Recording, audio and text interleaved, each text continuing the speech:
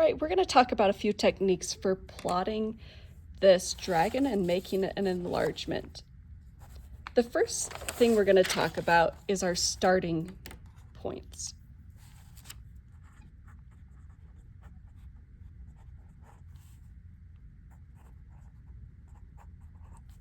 Our starting points are just that. They're points that give us a reference of where to start drawing. So I picked an easy point here because it's on an axis where two lines are crossing. Notice that this one is at 1 and up 3. So here's that point. It's 1, 3. Now I noticed that just a little bit above that is the next horn. So this was my starting point of where to draw. And I can use that starting point as a reference for other objects that are around it. So I went just up a little bit to see where this next horn is. Another technique we can use is something called negative space.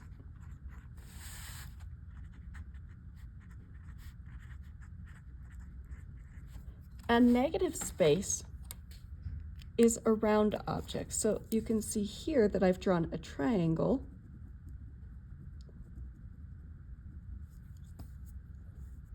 Then you can draw that triangle, that negative space on your picture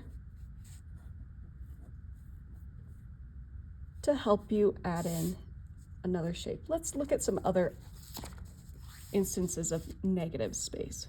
For example, this could be negative space here. I see a triangle. This would be easy because it goes from this point to that one and kind of splits this box in half where this is the negative space. So you're looking for these areas to help you draw the picture.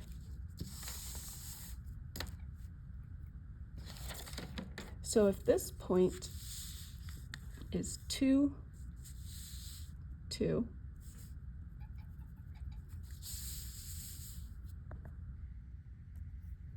go to 2, 2, and then I see that that cell is split in half and I have negative space on one side.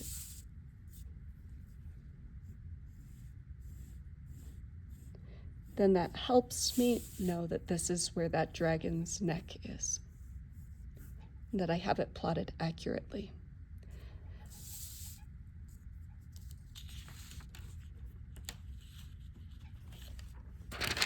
Next, we can use something, we can use comparative measuring. So this is where we're going to compare two objects to find out how large they are. For example, you can use the tip of your pencil or any object to measure one thing and compare it to the next. For example, I can measure how long this horn is here. I'm going from the tip and then I'm dragging down and I'm setting my thumbnail at the end of the horn. Now I can compare that to other things. For example, how long the neck is, or how long the wing is, or how large the leg is. And you could just use this to help you figure out if your drawing is the right size.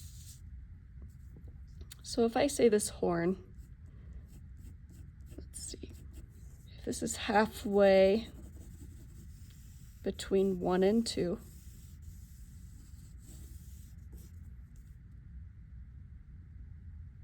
This point here at the edge of the horn is about right there. So here's halfway. And then I made another halfway point.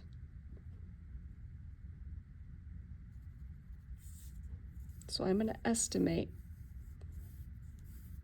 that my horn comes to about there. So you're just using this comparative measuring and estimation